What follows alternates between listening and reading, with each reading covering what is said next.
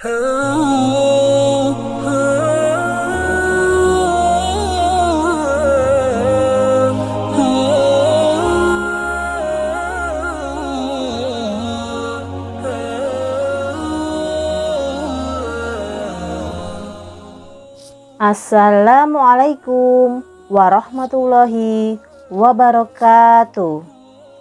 Masih bersama Bunda Nia, SD Al-Azhar Sifa Budi Solo. Bagaimana kabar anak-anakku sekalian?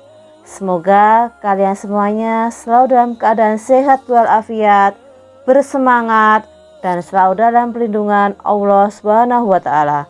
Amin, amin, ya Robbal Alamin. Pada kesempatan ini, Bunda akan menyampaikan materi tentang mengenal doa setelah sholat. Doa adalah salah satu cara berkomunikasi seseorang hamba kepada Allah Subhanahu wa Ta'ala. Doa menunjukkan bahwa seorang sangat membutuhkan pertolongan Allah Subhanahu wa Ta'ala. Allah memerintahkan kepada manusia agar berdoa kepadanya, sebagaimana firman Allah dalam Al-Quran Surah Al-Mu'min ayat 60. A'udzubillahi minasyaitonirrajim. Bismillahirrahmanirrahim. Wa qala rabbukum ud'uni astajib lakum. Innal ladzina yastakbiruna an ibadati sayadkhuluna jahannama dakhirin, yang artinya, dan Tuhanmu berfirman, berdoalah kepadaku, niscaya akan kuperkenankan bagimu. Sesungguhnya orang-orang yang menyombongkan diri dari menyembahku akan masuk neraka jahanam dalam keadaan hina dina. Quran Surat Al-Mu'min ayat 60. Seorang muslim yang tidak mau berdoa dapat disebut sebagai orang yang takabur atau sombong. Mungkin ia merasa tidak membutuhkan bantuan sebab ia menduga bahwa semua yang dihasilkannya adalah berkat hasil usahanya sendiri. Ia tidak menyadari bahwa sesungguhnya manusia adalah makhluk yang lemah. Anak-anakku sekalian, apakah pengertian doa? Doa menurut bahasa berarti permohonan atau permintaan.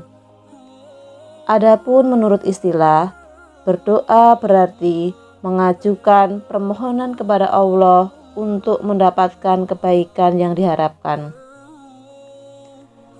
Adapun hal-hal yang harus diperhatikan ketika berdoa. Yang pertama, menghadapkan diri kepada Allah atau kiblat. Yang kedua, dengan rendah hati dan tunduk kepada Allah. Yang ketiga, dengan perasaan penuh harapan agar dikabulkan. Dengan cara memperhatikan 3 hal di atas, insya Allah doa kita akan dikabulkan oleh Allah dan akan mendekatkan kita kepada pertolongannya. Anak-anakku sekalian, kapan waktu dan tempat yang baik untuk berdoa itu? Allah Subhanahu wa Ta'ala tidak pernah menolak doa hambanya yang membutuhkan pertolongan. Sesungguhnya Allah mengabulkan doa hambanya sesuai dengan yang dibutuhkan, bukan mengabulkan yang diinginkan hambanya. Allah tidak membatasi tempat dan waktu bagi hambanya yang berdoa.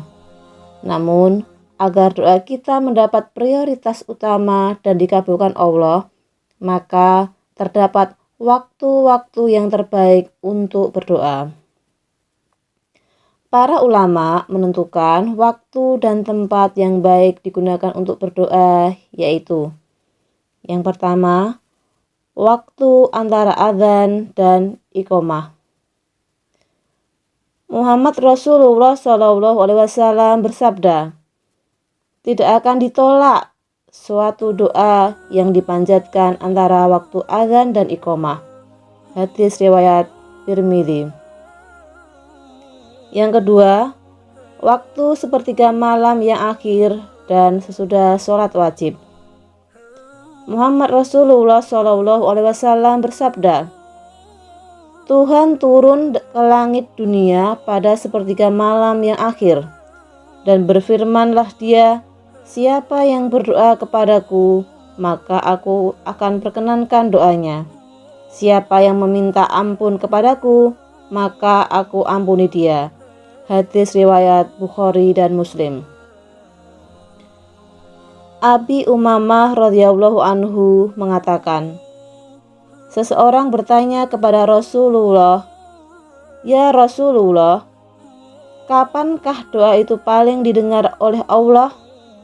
Muhammad Rasulullah SAW bersabda, pada akhir malam dan sesudah sholat wajib. Hadis riwayat Tirmidzi. Yang ketiga, yaitu waktu sepanjang hari Jumat. Yang keempat, ketika sujud. Muhammad Rasulullah SAW bersabda, saat paling dekat antara hamba dengan Tuhannya adalah ketika sedang bersujud. Karena itu, perbanyaklah doa pada saat itu. Hadis riwayat Muslim, Abu Dawud, dan Nasai dari Abu Hurairah radhiyallahu anhu. Anak-anakku sekalian, adapun tempat tertentu yang mendapat prioritas dari Allah Subhanahu wa taala untuk diterima doanya, yaitu yang pertama, doa yang dipanjatkan di Masjidil Haram. Yang kedua, doa yang dipanjatkan di Maqam Ibrahim. Yang ketiga, doa yang dipanjatkan di atas Bukit Sofa dan Marwah. Yang keempat, doa yang dipanjatkan di Arafah, Musdalifah, dan Mina. Yang kelima, yaitu doa yang dipanjatkan di tempat-tempat yang suci dan mulia lainnya, seperti masjid dan musola. Demikianlah materi mengenal doa setelah sholat yang Bunda sampaikan. Marilah kita memperbanyak doa dan usaha kita, sehingga apa yang kita cita-citakan akan tercapai dan dikabulkan oleh Allah Subhanahu wa taala. Sekian dari Bunda, tetap semangat belajar dan beribadah di rumah. Wassalamualaikum warahmatullahi wabarakatuh.